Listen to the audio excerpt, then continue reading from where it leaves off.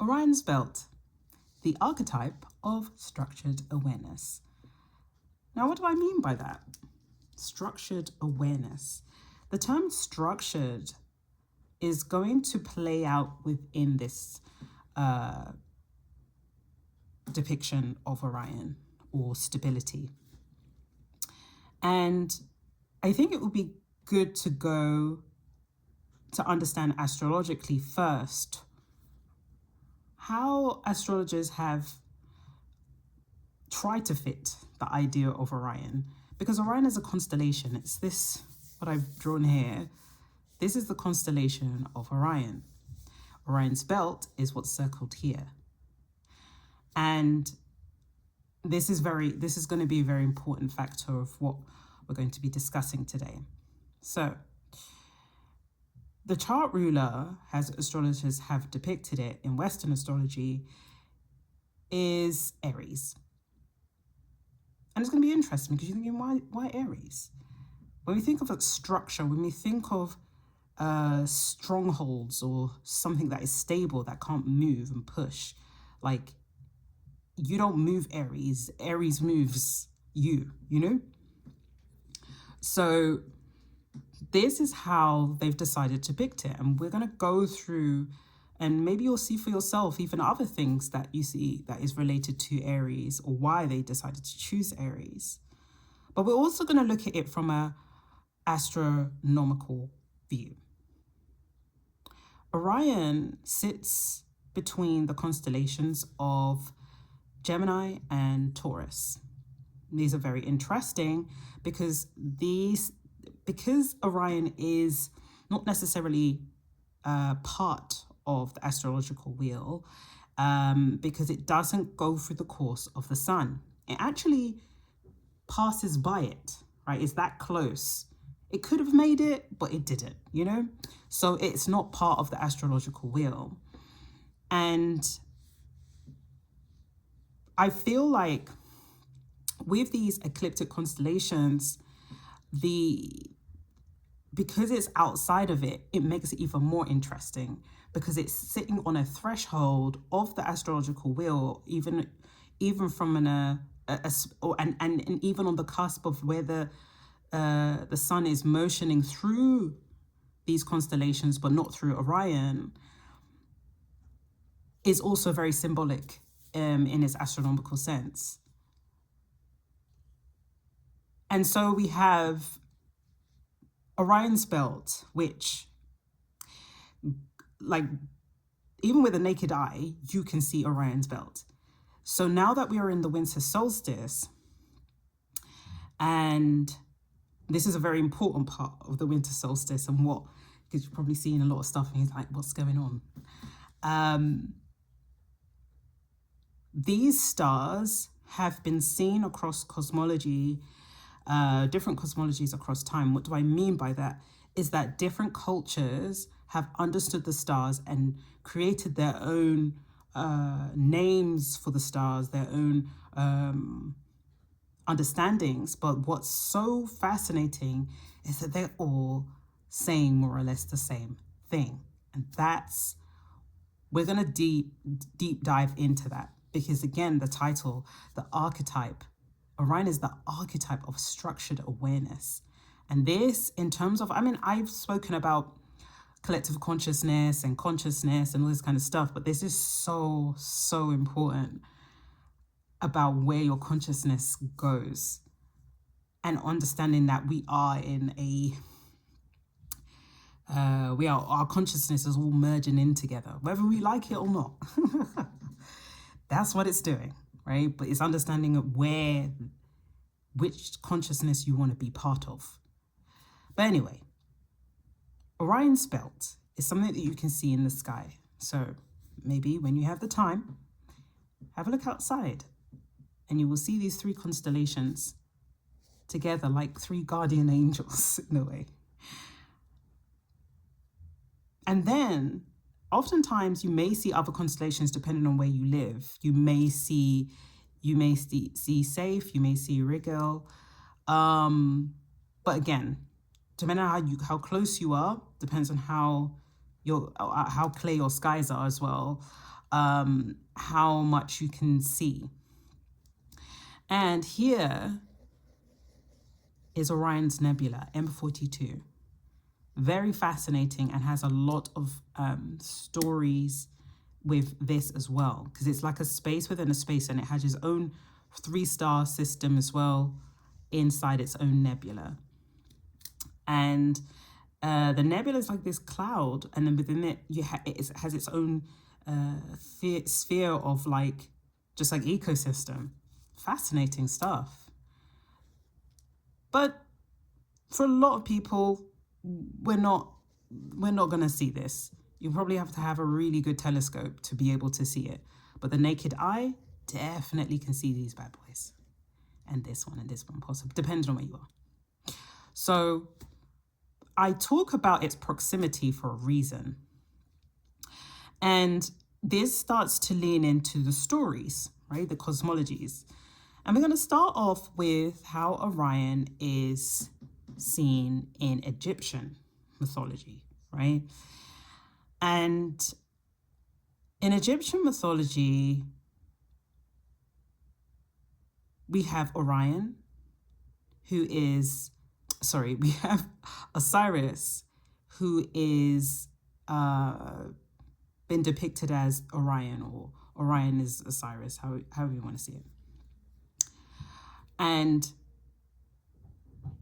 then we have Isis, which is Osiris's wife. Now, all of these stories are symbolic, but it's quite profound, even when I was researching how creative people can be when trying to talk about ascension or the structured awareness. It's like, why does awareness have to be structured? What does that even mean? Awareness is not something you can touch. It just is. Why does it need to be structured? What is that? And so the story of Osiris is that there's jealousy. There's jealousy in the air, and the person that is jealous is his brother called Set. And I believe it's his brother. And Set sets out to get rid of Osiris. And he does this by, there's different ways. One story, there's like 2 different stories, but we're gonna talk about both of them. The first is one where Set tricks Osiris to go inside a coffin, and then he is trapped, and then he puts him onto the River Nile, and he floats north. And I'm saying floats north for a reason, because we're going to get to the underground of what they're trying to talk about. And stops under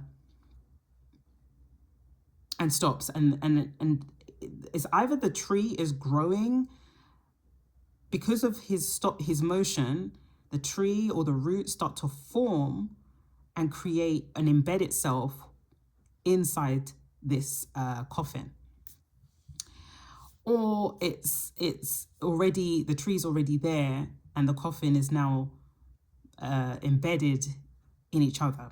See how, because there was just too many different interpretations, and I was just like, you know what, I'll just say both of them. And the king of Byblos sees this tree and he says, oh, I like that tree. That tree looks like something mystical happened. All right, we're gonna chop it down. And so what he does, he chops it down, and then he creates a pillar. And oftentimes when they draw this pillar, they draw it like this instrument here called the Jed, and we're going to get here. And they draw the pillar like a man holding a rod and staff, I believe. So his arms are available, but his body and head is now the pillar. Hope I've drawn in that, given it justice.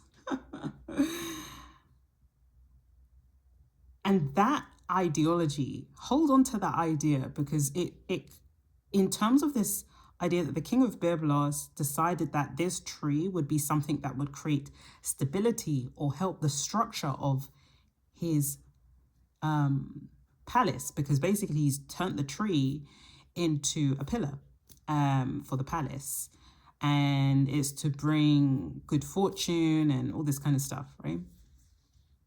And renewal.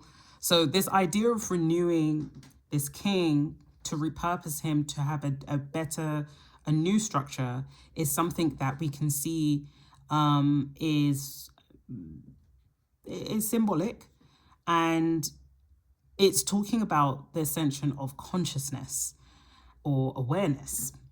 And so essentially what it's saying is that we are pillars, right? We are pillars, and we can ascend through or go north, which is that way. We can go north to ascension. And that's a question mark because, you know, that's a choice that you can have. And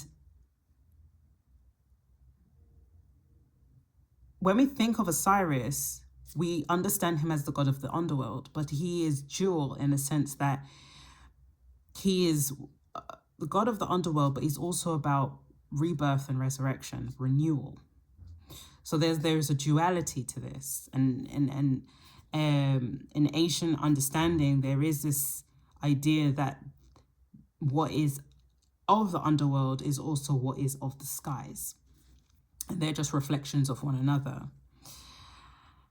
So there's that understanding. The second part of the story, or the idea of the story, is that once the king of Byblos cuts down the tree, the remains of Osiris is still there. Isis then finds Osiris's remains and reanimates Osiris to have a baby, but she realizes that he is missing his he's missing his phallic part, and so she creates one. And in this creation, she, I guess, reenacts the inception of having a baby, and then she has Horus. And then Horus, as some of you may know, Horus then avenges his father and goes out to get Set. Good on Horus. But let's look at this symbolically. And there's also another terminology of like, she found Isis finding the coffin, and then Set kills him again, and then he's like shattered into 42 pieces in the sea, and she has to find him, and she can't find his phallic bits, and then she has to, but the story remains the same. The core part is that there is this discovery, there is this recreation and renewal, right? So even if the king of Byblos did his thing, it helped to renew his palace and give it good fortune and good luck and all this stuff. But that was just part of him, right? Essentially, doesn't matter how the story went. In the end, Isis is the one that finds him, recreates him, and puts and uses him. It's almost like there's this reanimation concept that they've used. When we think about it symbolically, there was a short space of time. It was almost like when you read the story, it says they don't necessarily say reanimate, but reanimates or puts him all together, has a baby, and then he gets turned into a constellation. So there's almost like there's this idea of time that you can do something in, And this is where it gets really interesting, because across time, this idea of time and space, when it comes to manifesting something, is heavily tied to this association. Now, let's talk about this phallic symbol that's gone missing, right? It's very, again, it's very symbolic. It's not literal. It's basically giving you an understanding or framework of the astral architectural plane. And if you've watched my, which one is it? Earth 101.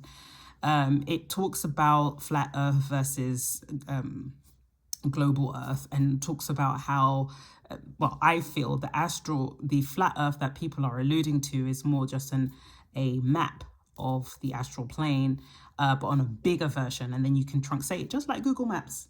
Yeah, you see the world, you zoom in, you zoom in. Someone has decided to work it out. That's my theory, based on my knowledge. And so this story is ultimately giving this idea that in order to create new life, the new life, which was Horus, it grows and it avenges, right? Especially if what has been done to the fruit of that creation has been done unjust, the fruit of that will come back for whoever. Because the intention of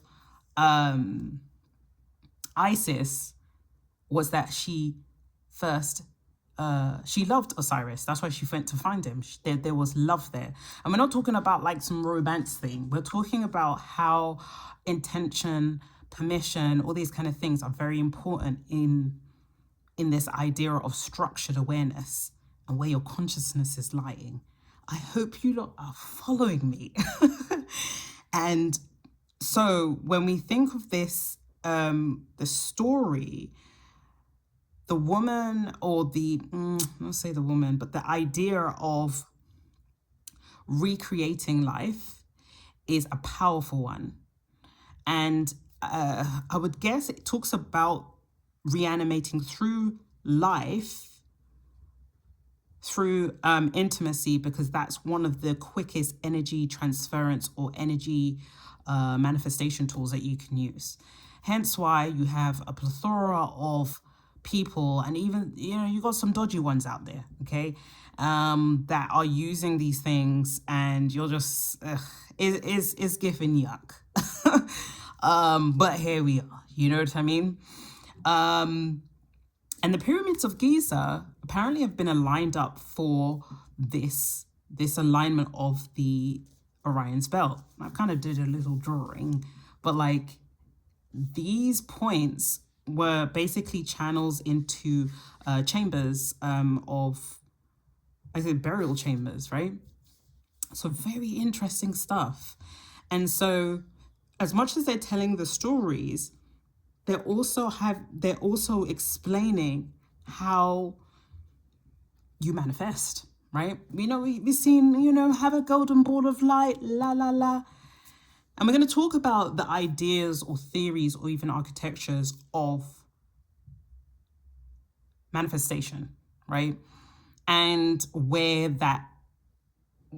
how it's very personal to you. This is where I'm here to just say, look, this is a lot of things, but you take what you need.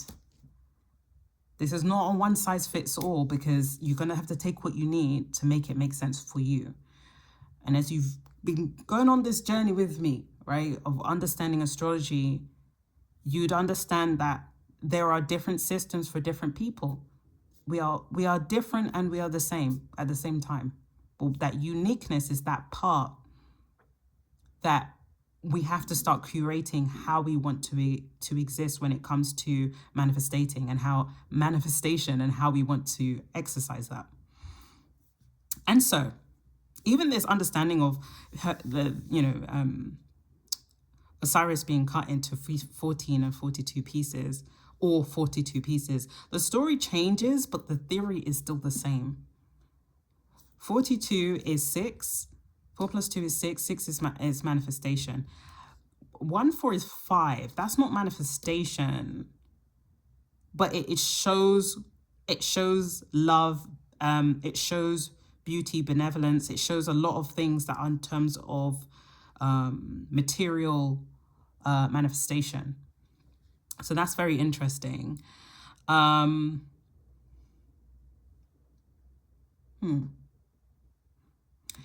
so let's move on to what's going on over here.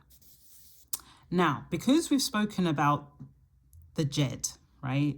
The phallic symbol that went missing, and she created this reenactment, because she was like, well, I've reanimated him as a, it's almost like saying, oh, Osiris, babes, I found all the pieces, but I couldn't find your bits. I couldn't find it.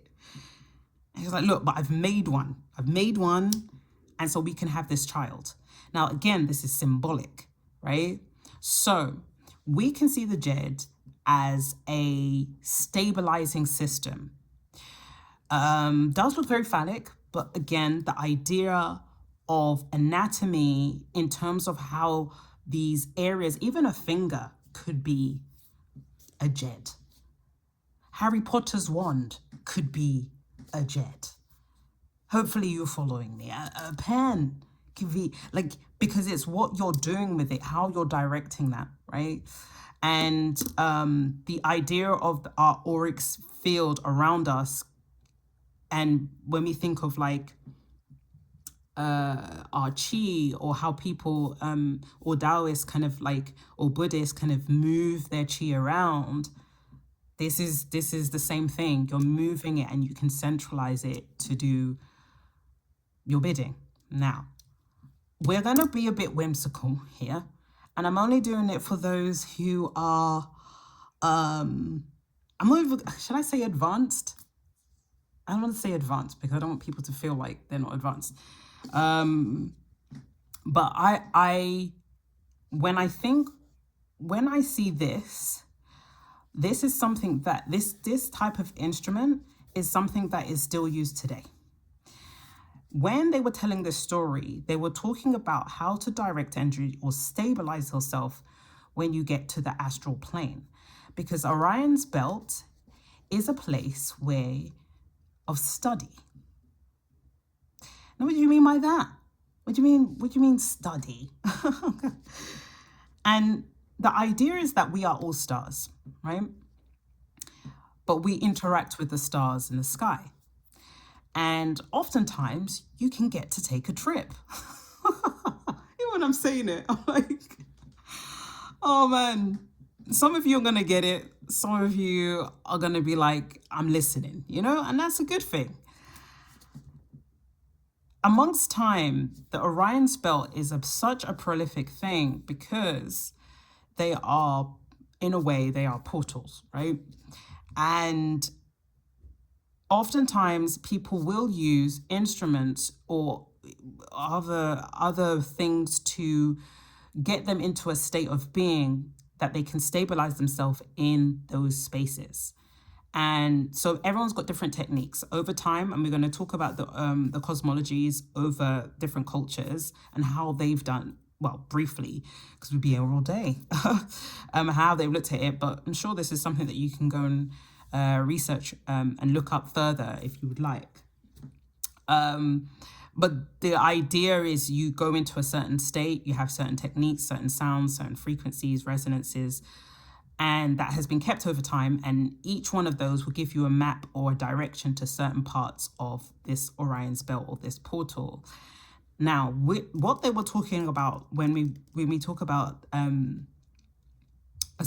reanimation of Osiris once he's dead and been resurrected is not necessarily your literal death. It's talking about your descent into and then going into your north to ascend to get to the frequency that you can align with Orion's resonance.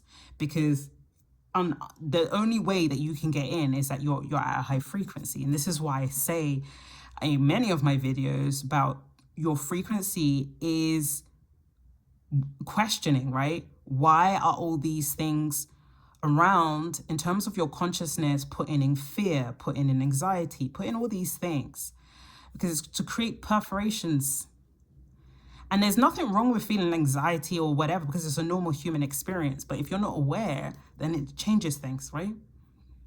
And so with this idea of Orion's belt, these portals that you can enter, the rules is that you have to be resonating at a certain level to get there. Some people override it by using herbs or whatever to get to a certain state.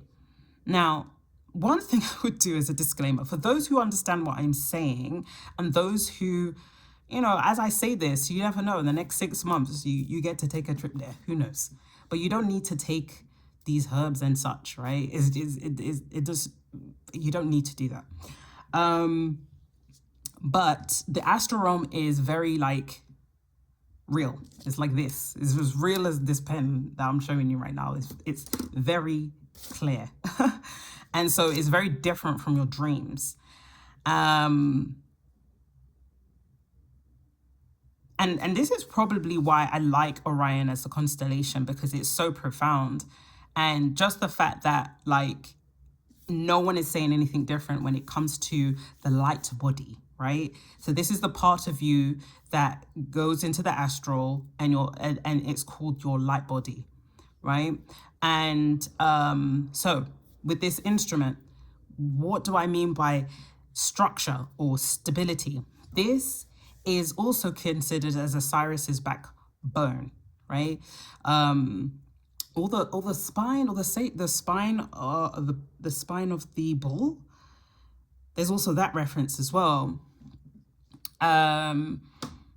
which is interesting because it's in between the constellations of Taurus and Gemini. And we're going to talk about my little theory going on astronomically about how you can look at that in your chart.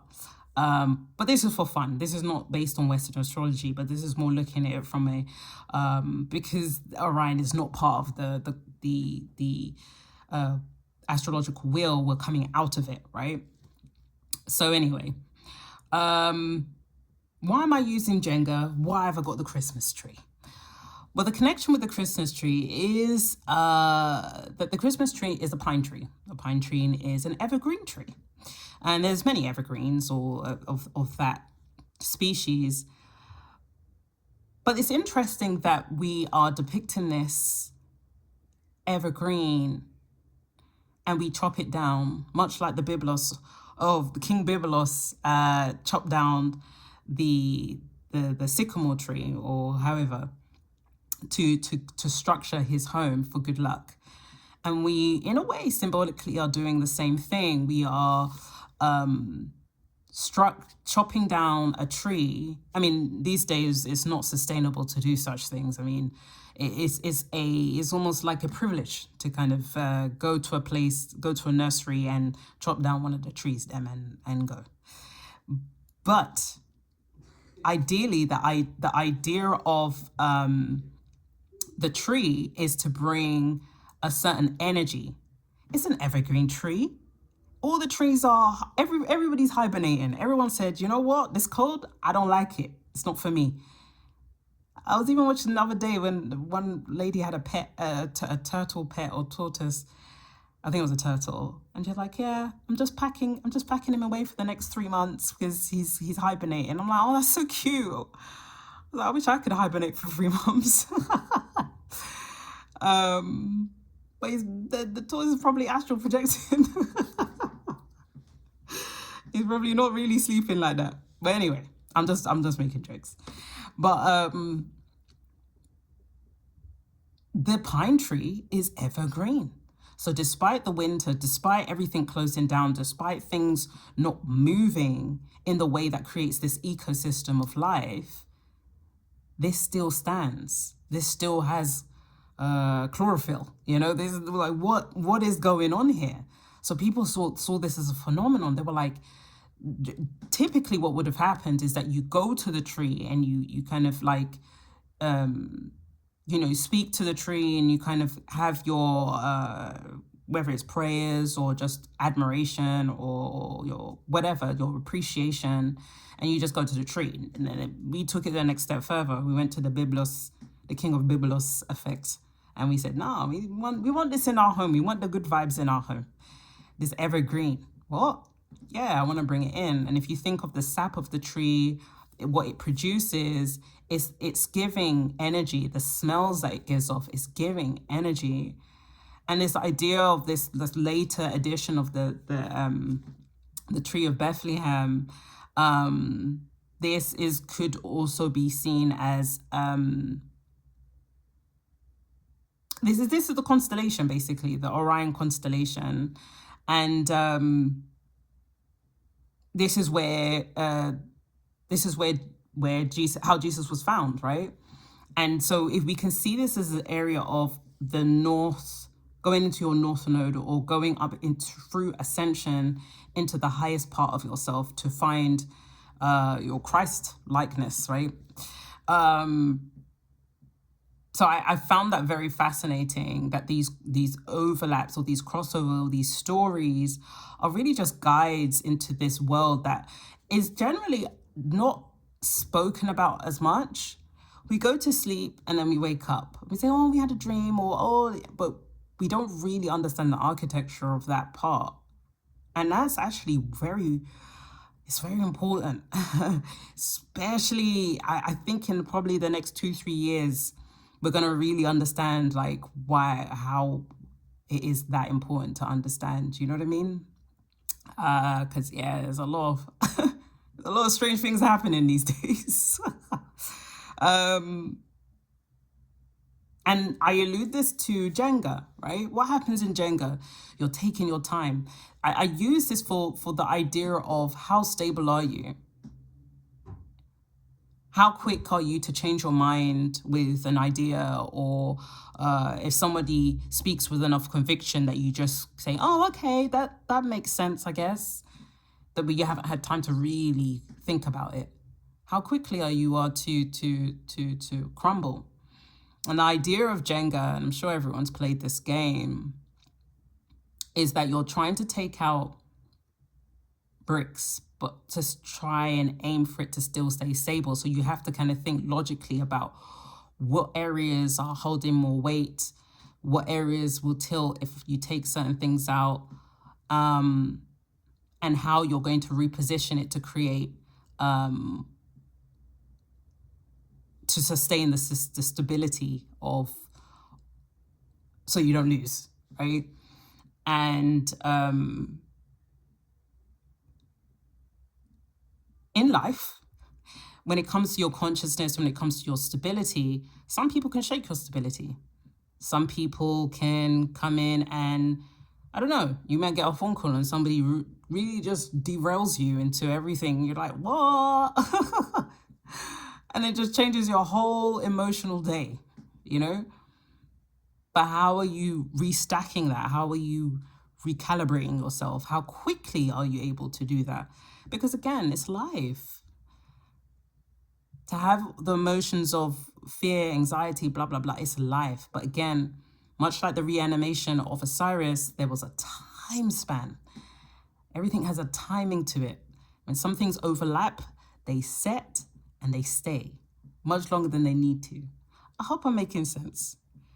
So then we have Jacob's ladder, where he says, oh gosh, I haven't written the verse, but Jacob's ladder,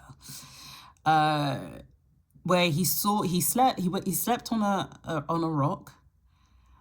Again, all of this is all symbolic, right? He slept on a rock, and he started to see angels going up and down a ladder. This is the same idea. This is talking about the astral realm. It's talking about your astral body, about ascension and descension. And when he woke up, this is what almost like this realization that spaces are within spaces. You know, like that what he saw around him, with his natural eyes versus what he was seeing in his sleep, he started to know, oh, this is a liminal space. I didn't know. So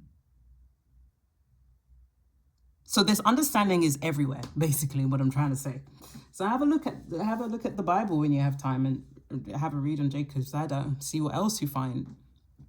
But this idea of sleep and going to a different state is very powerful.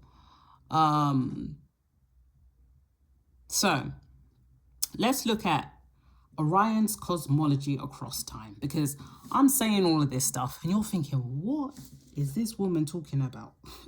What's she saying? You could go inside the portal, inside the stars. What's really going on? And I'm going to use these ancient astral architectures, right? These old understandings. And it's for those who know, you know? If you know, you know. And, but if you don't know, now you know. So let's start and let's understand a little bit about the traditions or cosmologies, right? So with the Native American or Indo-Americans,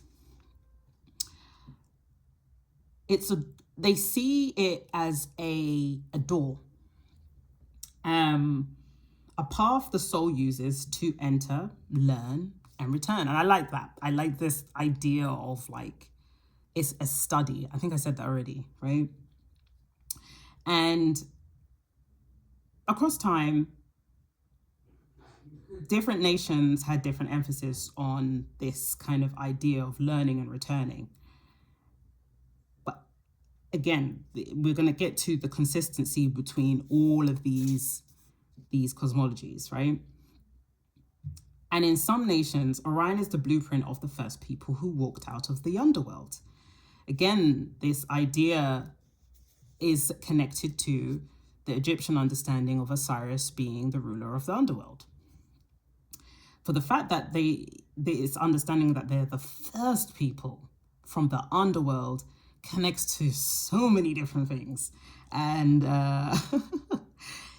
let me know in the comments if you got it, like, because I know some of you guys, you impress me when I see the comments. I'm like, yeah, they got it. We've got the collective is they be knowing. So they were the first people, right? And they used Orion's belt as a direct alignment for ceremonial houses because they didn't see the stars as just these pretty things in the sky. Like they saw them literally as a structure that allows them to understand things beyond their understanding. And so it's not like metaphysical training. It's where people gather also to gather knowledge before incarnating back onto this earth. So this space there's a lot of things happening here. And so yeah, when they say that we are stars, this is also this understanding here. And stars in that region, in the Native American traditions, they were mapped out like classrooms. And that's very fascinating. But that's just, I guess, some knowledge for you guys. But the important thing to know is that Orion is a place where there's instruction. I guess in a way like codes, right? Things to learn. And it might not be in the way that you teach. Anyway, let me not go there. Let me just stick to what it's saying here, right? So then when we think about African star mythology, because there's different, everyone's got different understandings. I mean, I said Africa, I know there's many different countries, but like I just kind of in general, right? If I can. They have this idea in the Congo of this light body, right? And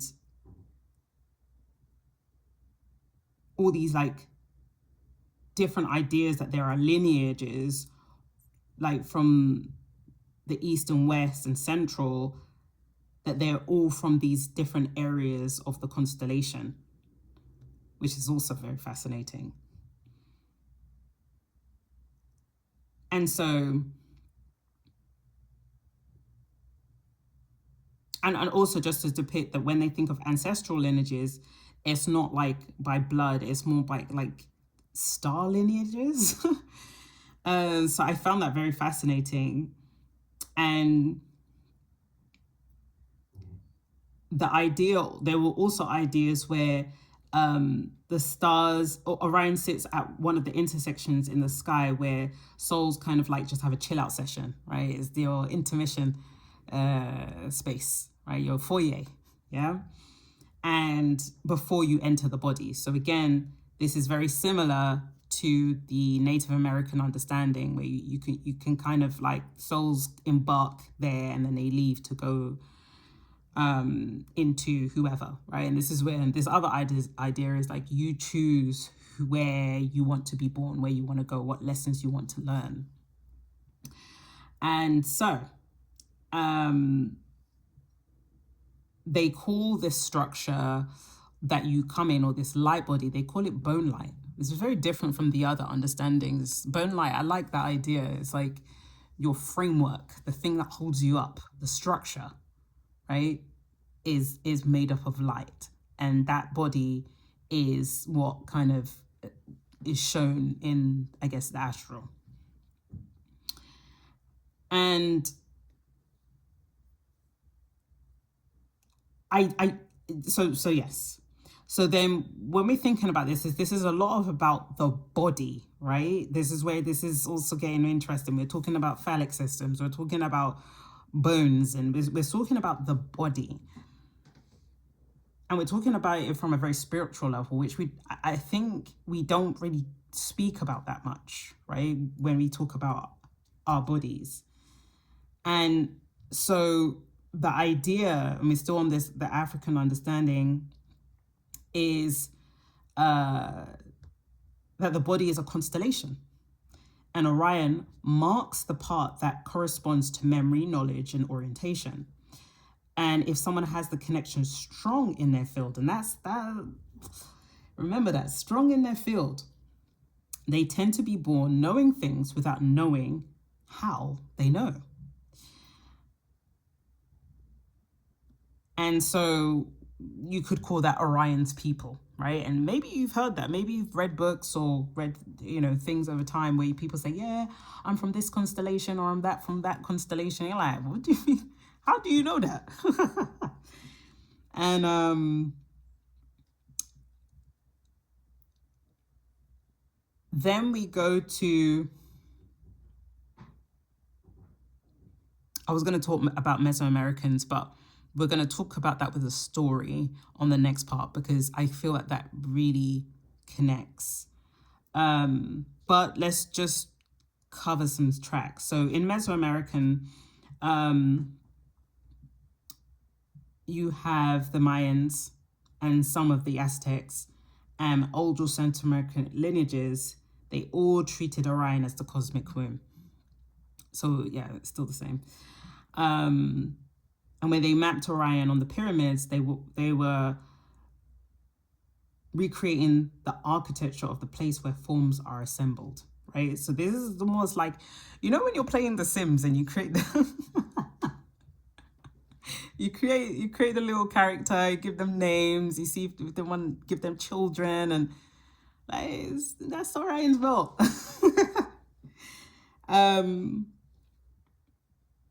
But this is going to be very interesting to the story that I'm going to go with. But if we look at the African and Mesoamerican or Indo-American overlap, is that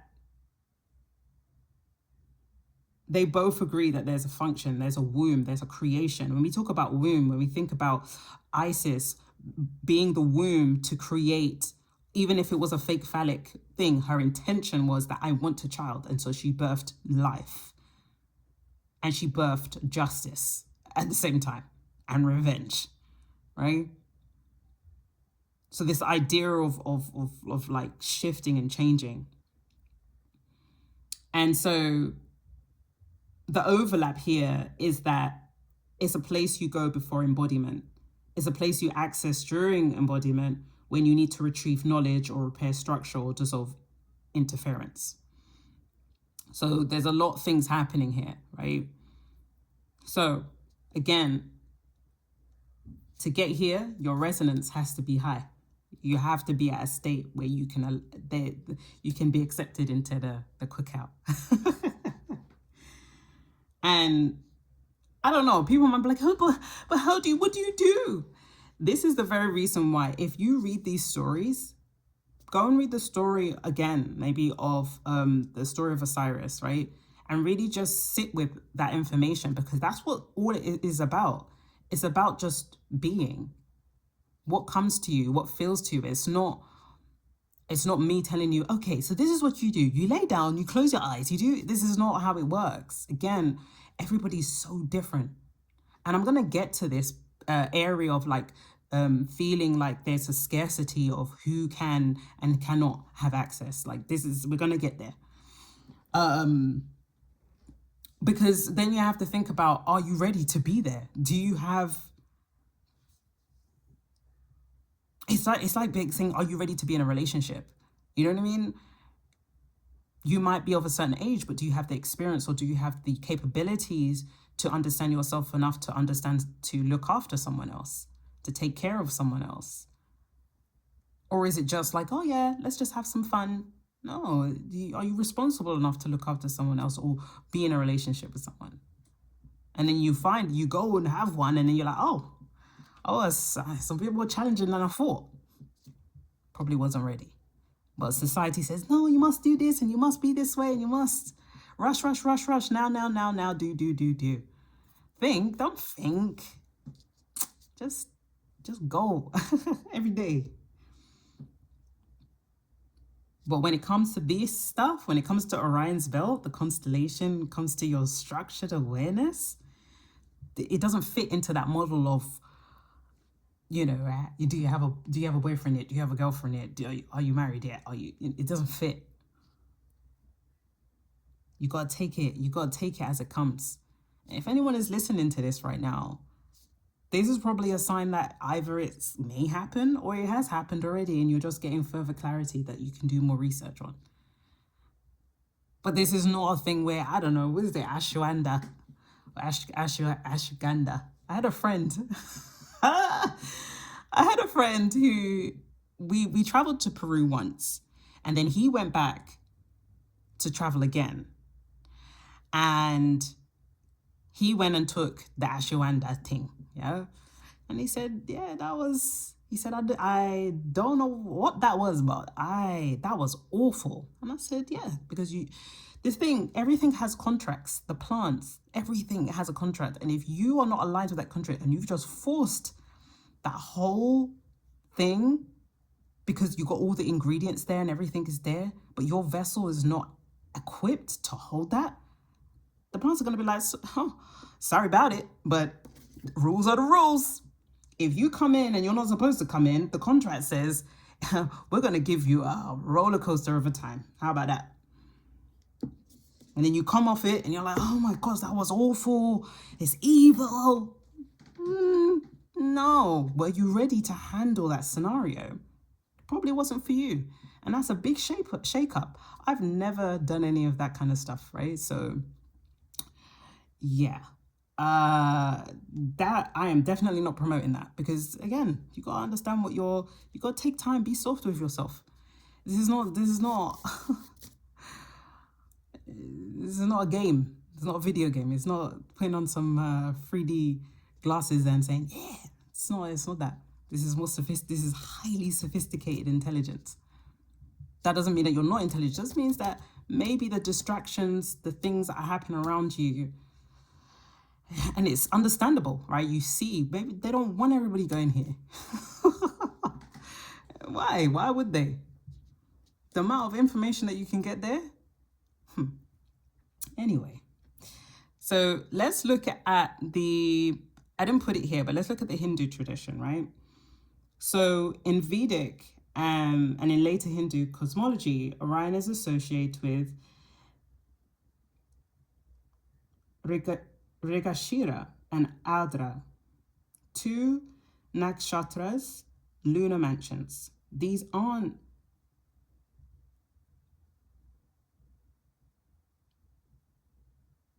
they mark territories of seeking, penetrating clarity, divine disassembly, and the astral memory. Adra in particular belongs to the deity linked to storms, tears, and transformation. Again, the idea of transformation. I am reading this bit, guys.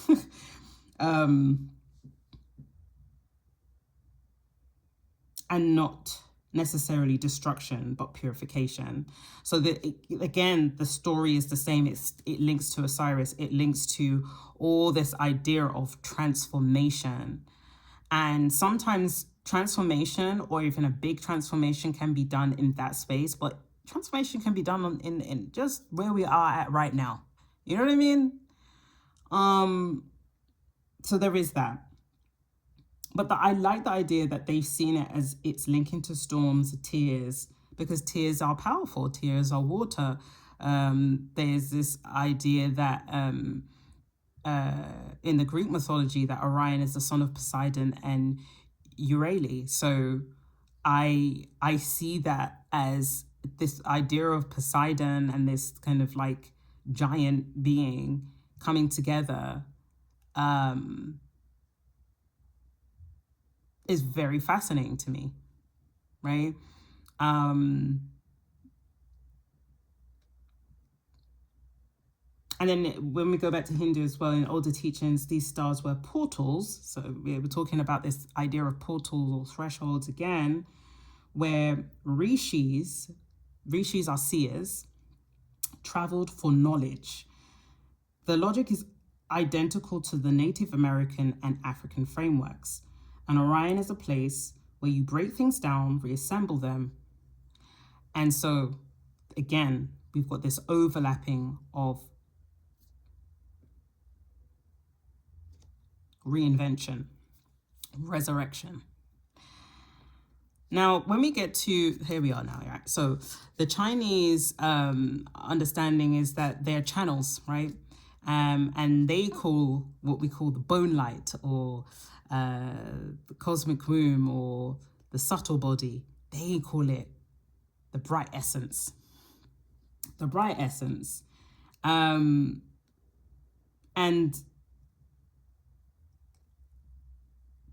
it's so fascinating that everyone just got their own name to market this.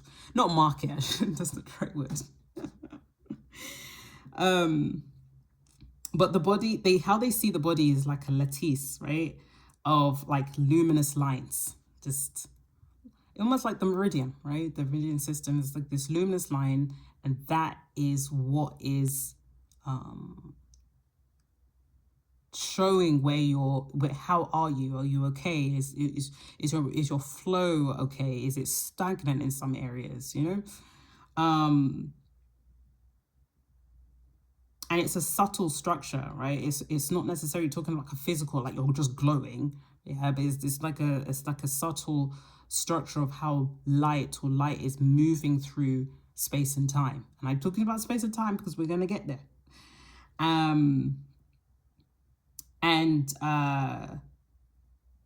Or little streams within your body, in a way, and conduits of structural intelligence. And that part is really interesting, because that means that would signify that is an antenna of you gaining structural intelligence.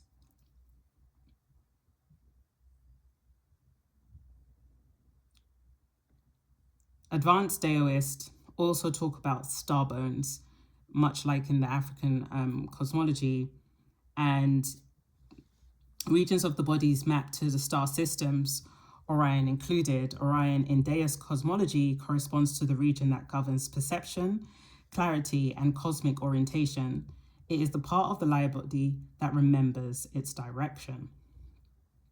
So that's very fascinating. But again, this is going to be, someone's going to really say, oh, wow, that really makes sense. And some people are going to be like, this is new information. I want to know more. And this is good. I'm glad you're here. So, however, and this is where it's going to get personal to you, because some people are like looking at this, and there's probably have alluded to something in their own mind state that they can associate that with, you know?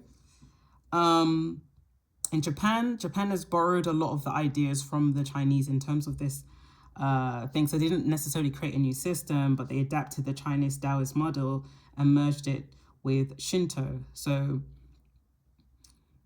in Shinto esoteric thought, you get Maitima, the fourfold soul light. So that's even more powerful. Like it's raw vitality, clarity, calmness, and harmony. And the Hakiri is the body of light, right? So all of it is just, I find it so fascinating. So when we see this kind of star mapping, everyone is kind of saying the same thing, right? So hopefully I've given enough examples. So it can be shown as like God's pathways between worlds.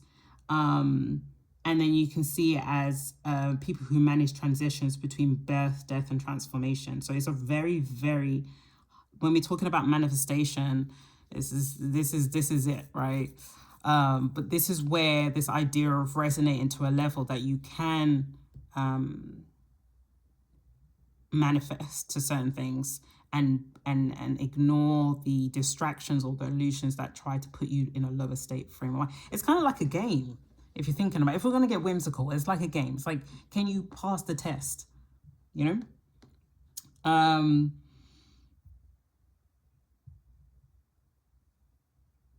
So I'll leave it at that.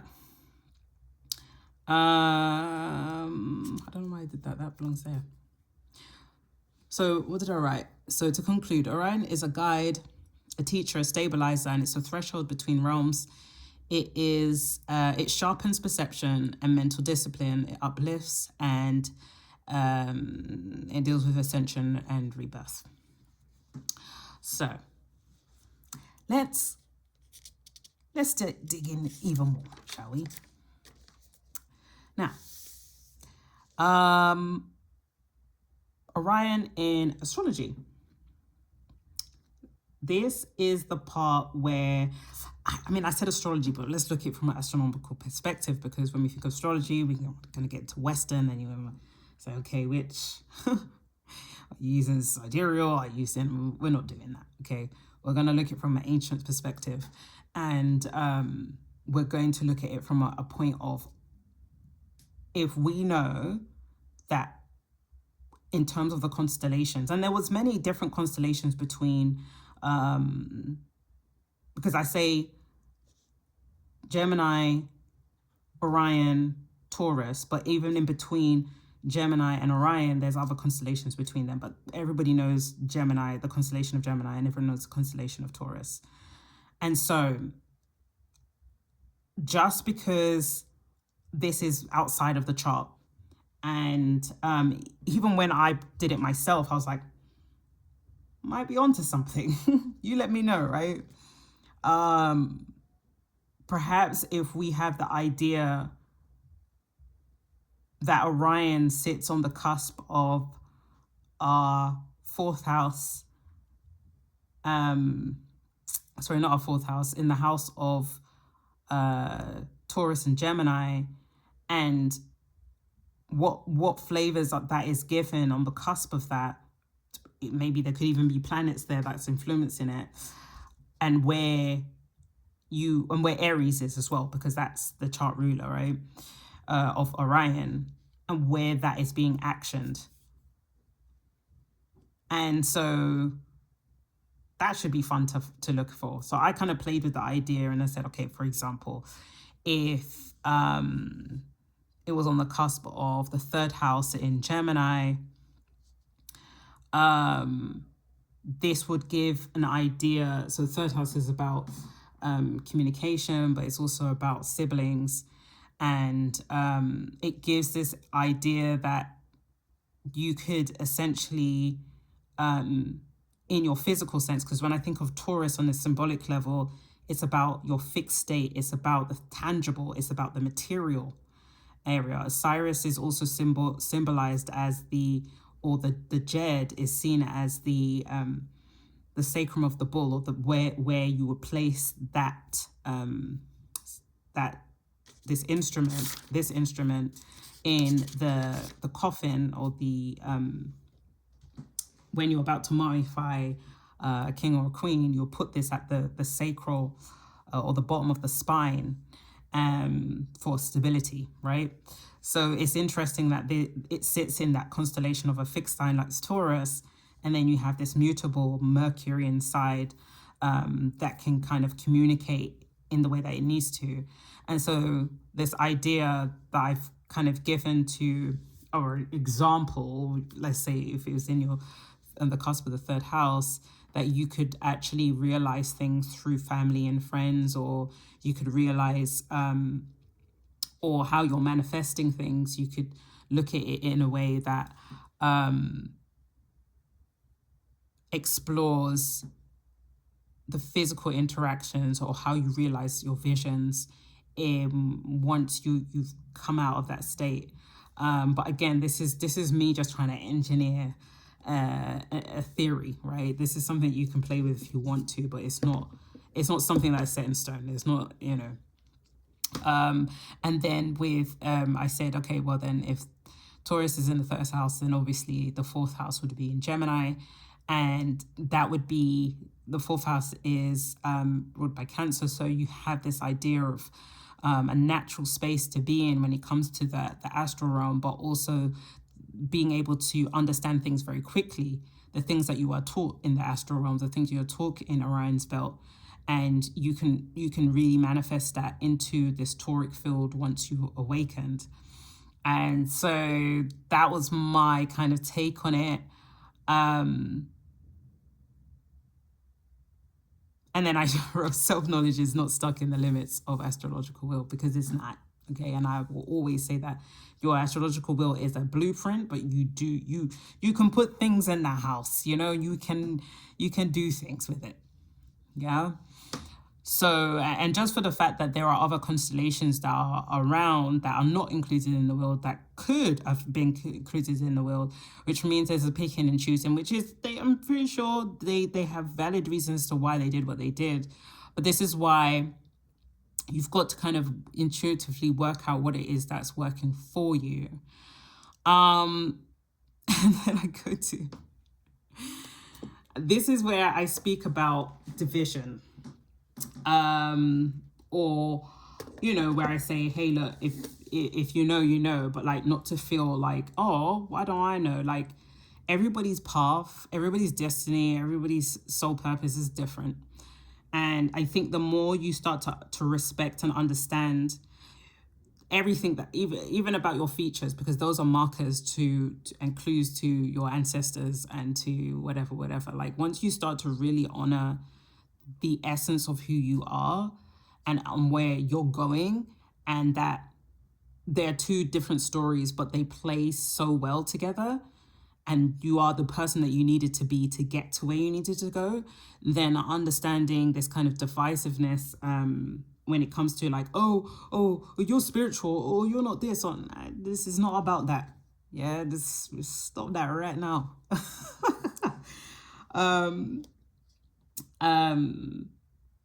Yeah, so I wanted to really hone in on that, because I just feel like it's such an important part to discuss, right? So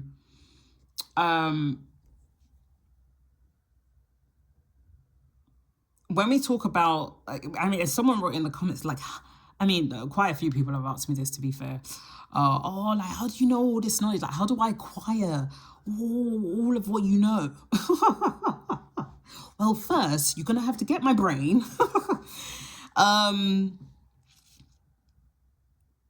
But we know that there's something deeper behind that question, right?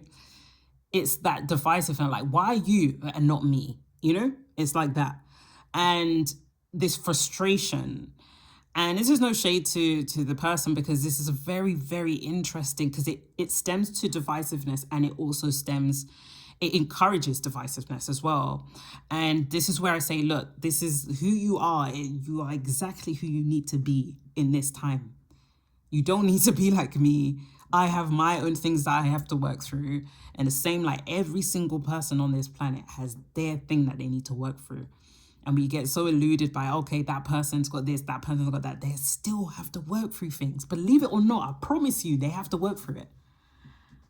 Nobody, especially in this plane, this world that we live in, everyone is being challenged in some way and tested in some way.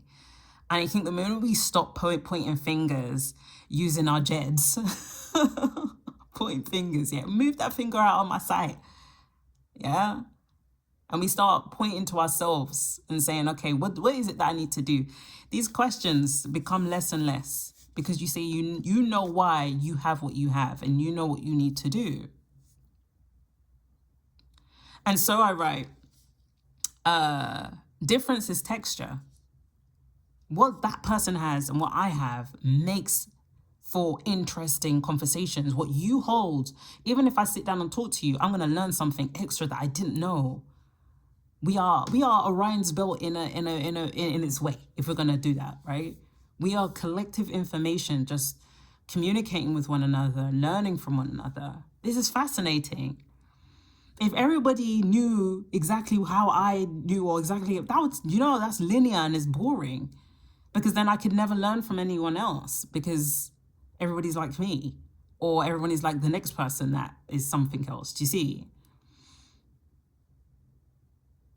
And so therefore, this is where, look, I could have gone in a way like, yeah, you can't be like me because, I'm superior. And this indoctrination of divisiveness, again, it's not our fault that we have been brought up with division or divisive talk or, you're on the red team, you're on the blue team. From the time we step into the school system, we immediately understand our gender. We immediately understand what the time we get there, it's a rock and roll.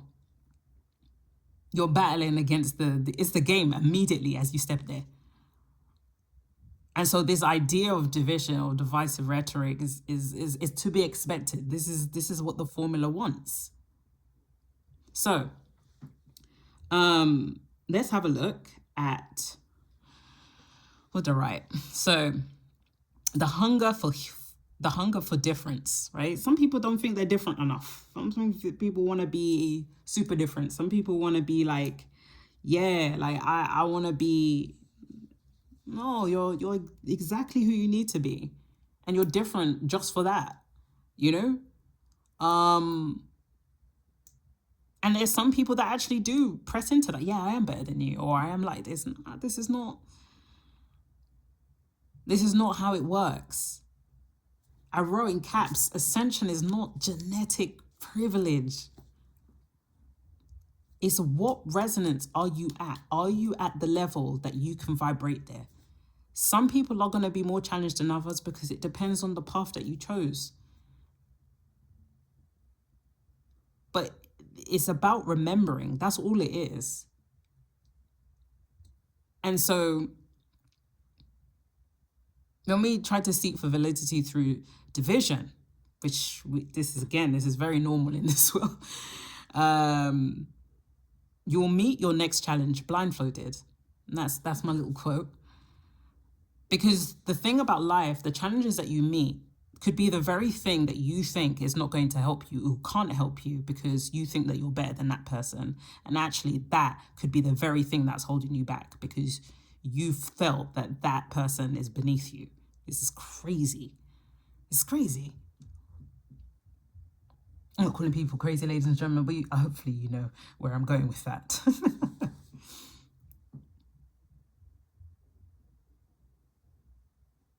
Because at the end of the day, doesn't matter how, it's like some people who have a better ability or a better advantage at running than somebody else, right? These are genetic markers that, it's been studied. Yeah, there's some people that are going to have physical areas that they can excel in, right?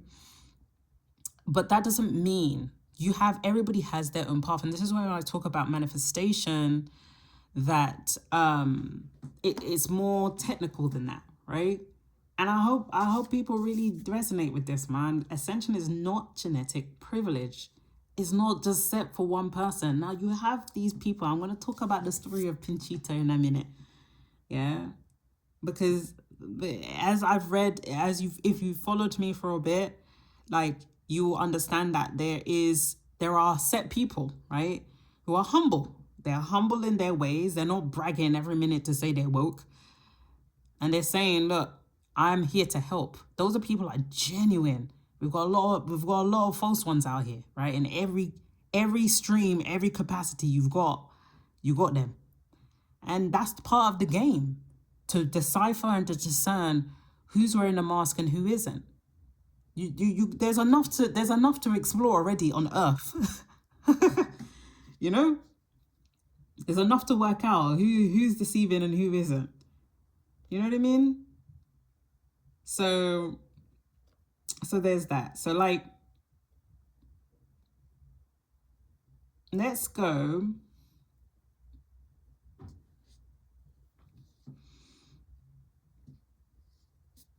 Let's go here, right? Ascension is not a genetic privilege. So let's say someone grows up praised, rewarded, gifted everything, right? Their challenges become this invisibility of struggle. And they can easily make, that can easily make you think, or it can be easily mistaken as, this person is whole, this person's got it all together. You know what I mean? And they've got it, and it's, you know, but this is not the case. And what makes the person who has that projected onto them, it could, right? I'm not saying this for everyone, it could make introspection harder, because things are probably more easily awarded to you in this physical plane, so that your lessons, but either way, it depends on who you are, right? And but introspection may be harder, not necessarily easier. And some people who go through a lot have a little bit more grit to them, a little bit more je ne sais quoi. And again, I'm not saying that one is better than the other, but the outcomes, there are things that are happening in terms of people's lives, and they're happening for a reason. But it's not a case of, oh, you get worse of a situation. It's the illusion of that, for sure. But can you see through it? And if you're getting frustrated, this is why you can't get to your Orion's belt. You need to be resonating at the level of peace, or a level of understanding that you get it.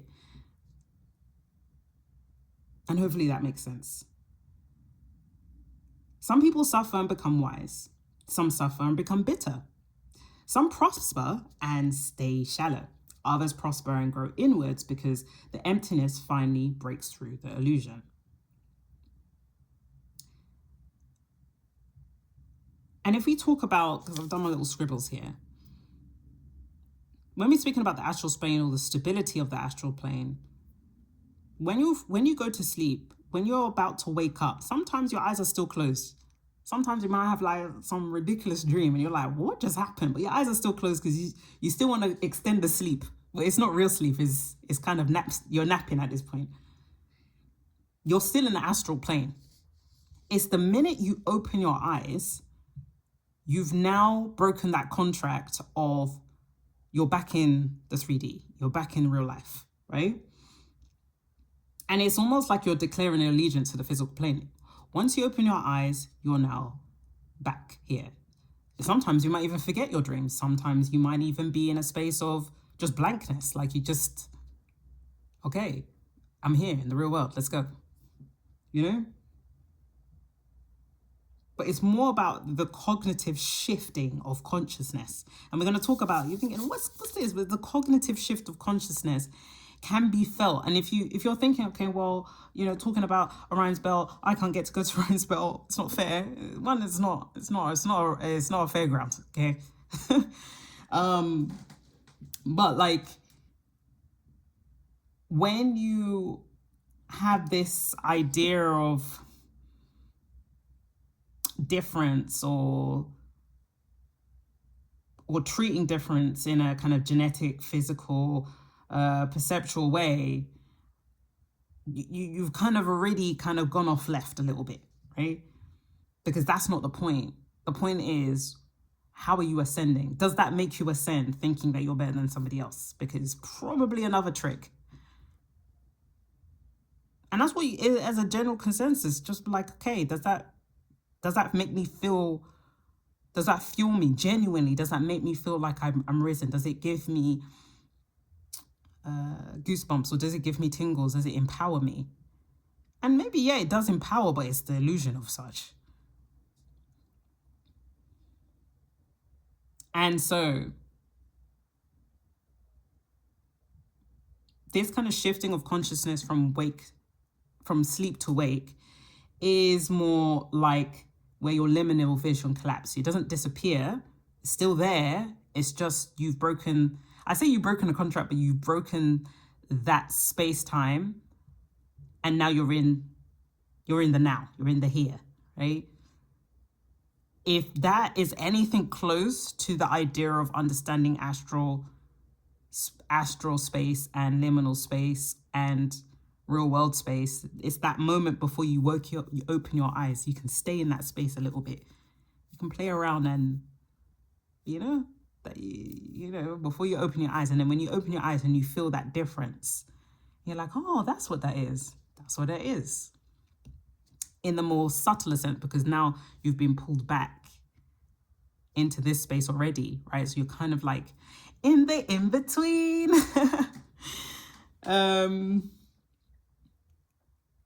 But yes, I felt that was very important to kind of utter, because it's such a, it's everywhere, and it's not to say that I'm not guilty of that, because I'm human, okay? I'm in this body. I don't have no choice but to go through the motions. But then when you start realizing some things don't work, then you're like, oh, okay, I get it now. I get it. So let's talk about, and this is more like in terms of like manifestation.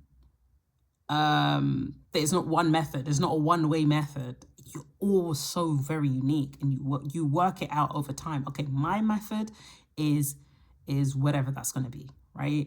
And this is why I use astrology, because it gives you your own personal blueprint of what that looks like. And then you can maybe adapt more generic things on top of that based on your house. Do you follow me? So hopefully that makes sense. But let's have a little talk about Pinchita. Pinchita, I read on this lady some months back, and I was floored. Like, literally, I was just like, who, where, what, and how? And how I found, what did I find it? How I found Pinchita was more through this man called Jacobo Grinsberg.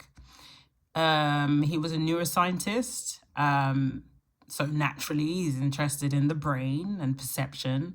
But he wanted to take it a step further. He wanted to understand the unified field of consciousness. So he wrote many books in it. And what was painstaking is, even though I can understand Spanish, there's different kinds. You have I believe it's Castellano, and you have more of the Native American Spanish. I know the Native American Spanish because I lived in Peru for a bit, so I understand that.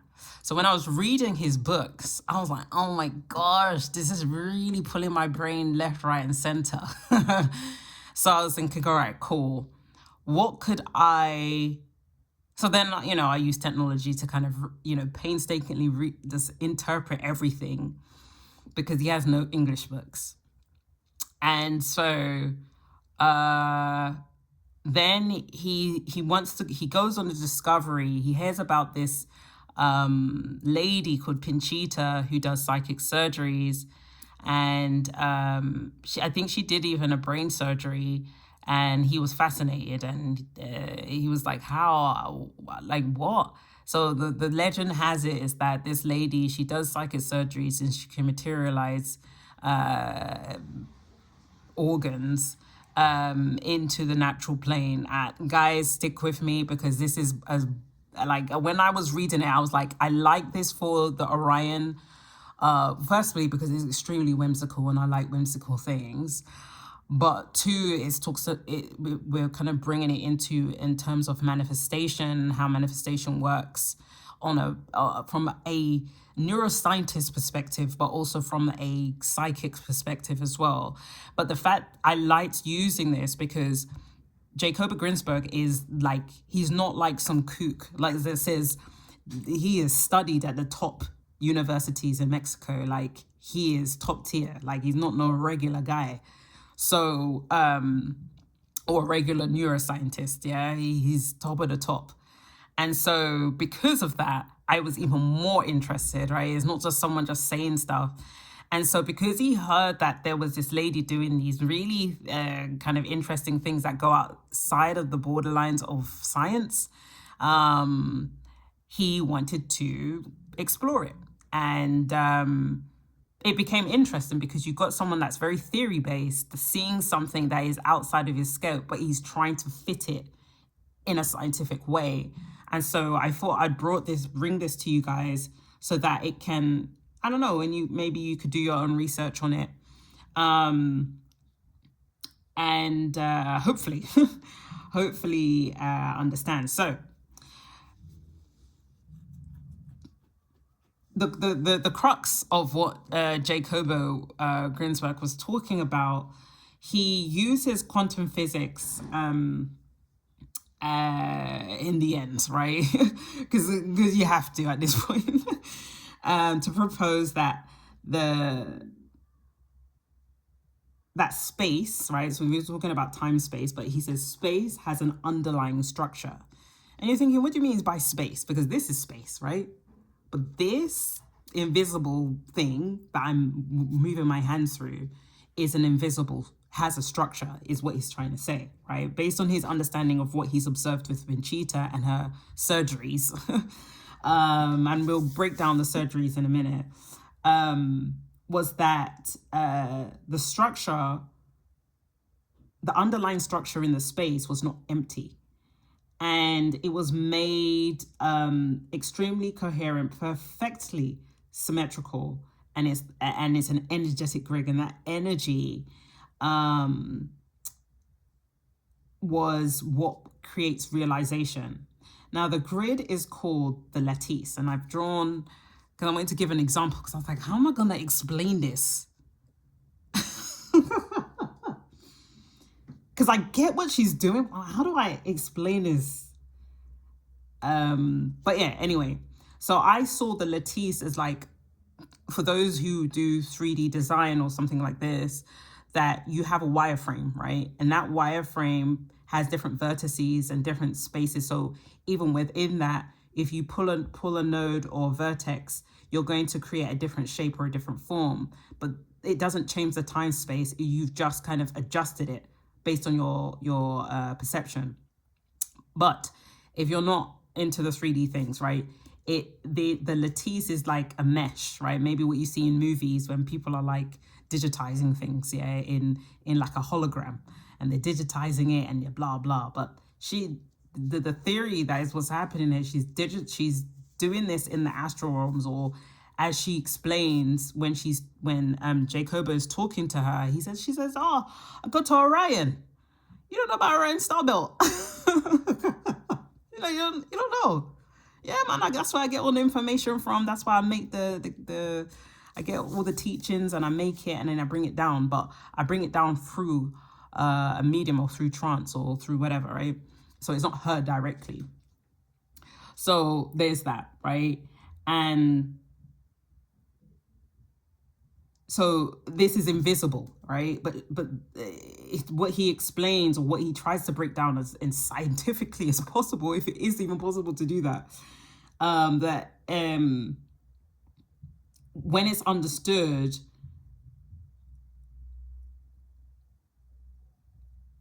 to a certain eye, it can be, it's invisible to certain people and visible to certain other people, which Pinchita, it was visible to her.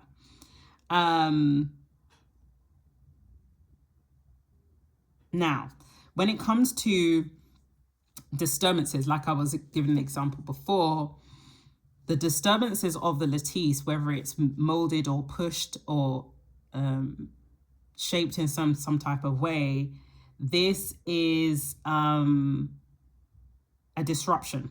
And this disruption creates more complex structural patterns. And again, if you do 3D mesh design, you're going to know exactly what that means when I say that.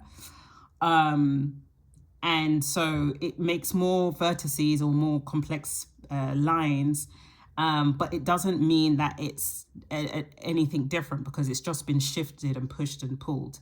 And this is what creates this is what creates matter. Matter is disturbances in the lattice, right? Or different pushes and pulls. And the idea that he uses is coming from crystallography. And I promise you guys, I'm going to use another example just to break it down even further. So the idea is that crystals have high internal structures, right? Much like, I don't know why I'm thinking of it, but like salt. Salt is a crystal and it has its structural components. And because of this theory that he's come up to with crystallography, physicists use the crystal model to imagine the underlying structure of space. So the idea is space and time is inseparable. So the lattice of space-time means the grid forms both space and time. If the lattice disappeared, space and time would also vanish too. Every physical object is a unique configuration of the lattice. Nothing material exists independently, and objects appear only when the lattice departs from its fully coherent state. In its perfect fundamental state, the lattice contains no objects and no time. And time only shows up when the lattice changes from the fundamental coherent condition. So he also mentions about Einstein, right, with the time space. And so Einstein's general relativity made space and time inseparable, right? So seeing them as two separate things, which I think we do as people, we see time and space as two different things. I think, can't speak for everyone, but like they form a single structure, right? And because they're not separate, and you would call that space-time, right? And Jacobi uses this as a foundation. And so if space-time is one fabric, then the lattice in the underlying grid that forms that fabric is the lattice. There's no space and there's no time. And this is why he ties the theory directly to Einstein. And so what I'm going to do is I said, no, I'm going to have to give a different theory, because not everybody's brain is going to relate to that, right? You're going to have that technical mind. So I was thinking about, and I was like, what could I use? And I was thinking, okay, should I use the theory of air, or should I use the theory of water? And I was like, no, I kept on seeing Play-Doh. And I've been seeing that a lot lately. I don't know why, right? Maybe I got the message from Orion's belt. I don't know. So imagine a blob of Play-Doh, right? The blob of Play-Doh we'll call this the lattice, right? Now it becomes matter, right? Or it is matter, but it becomes, when you disturb the matter, this is time space. This is also time space, but then you can create another time space if you take a pinch, right? If you take a pinch of it, you're gonna have two different lattices, but now you've created a disturbance, not only in this initial matter, but you've created a new matter. And now with that matter, you've decided, I'm going to roll it out and I'm going to create a star, I'm going to create a star out of it. Wow, my star's looking really crazy. And now I've created a form. And this form is also time space. Why? Because time and space, you've taken the time and you've created a new space in that time. You've created, when I say space, you've created a new shape in that space and in the time that you've made that shape. Hopefully that makes sense. And so this is why Einstein called it time space. Not just, they're one. Everything is all one. This is this, this is this. They're all of the same thing. And so the way, the idea, how Jacobo was breaking it down, or trying to make sense of what this lady Panchita was doing, is that she was going into the time space, and where we see time space as just one, like if we saw it as like one transparent block, as just one thing, Babes was out here just separating them up and looking like a, what would you call it? Like a Filofax. Looking through the files and be like, oh, look, we got the kidneys. Let's take out that blueprint and we're going to create it, blah, blah, blah. Okay, here we go. Now, again, this is very out there. Even I've been reading it. I'm just thinking, I'm like, oh, this is not even... I mean, there's levels to this, okay? So when Panchita, when we're talking about manifestation, she's on some next thing. She's out here. So the understanding was, what I was reading was that basically so let's just say, right, she would physically, right, make an incision, right, and take out the kidney that's causing the problem. I'm just saying kidneys, for example. She did if you read there is I think there's like was it a PDF? Yeah, like, or you can get the book on Amazon. She creates an incision, she takes out the old kidney, and she goes into like a trance state, and she has a person called Hermanos, right, who creates or gets the new kidney and inserts it into this space.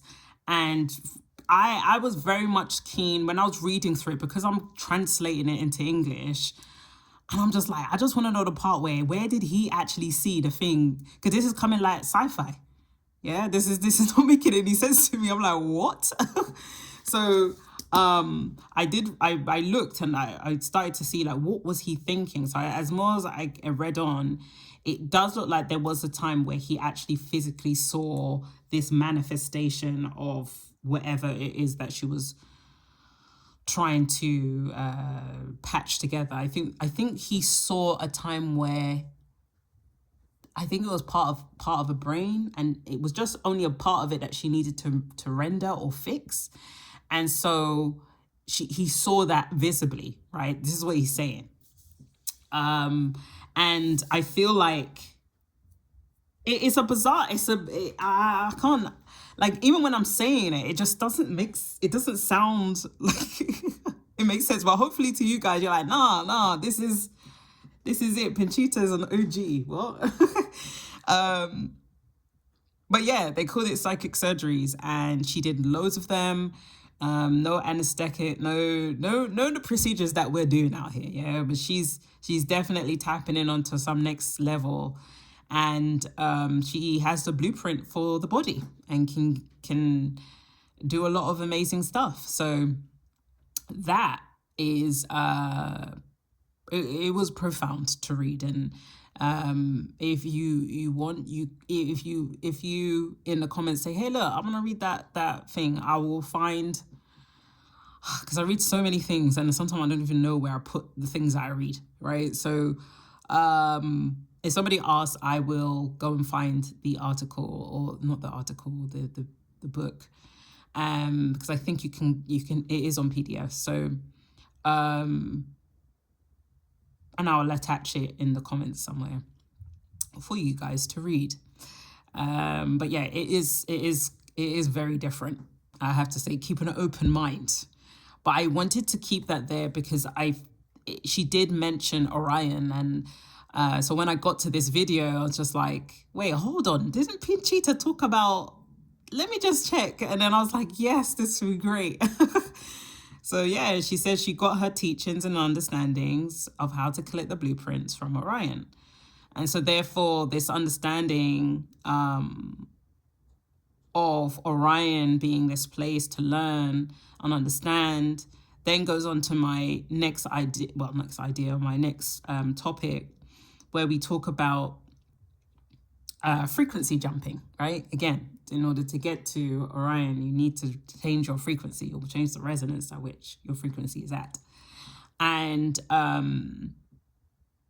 because Jacoba Grinsberg was interested in the unified field of consciousness, this is where it leads to here, because the unified field of consciousness is a very real thing. And, it's not a coincidence when you either think of somebody and they call you, and this is all part of these what we call phenomena, right?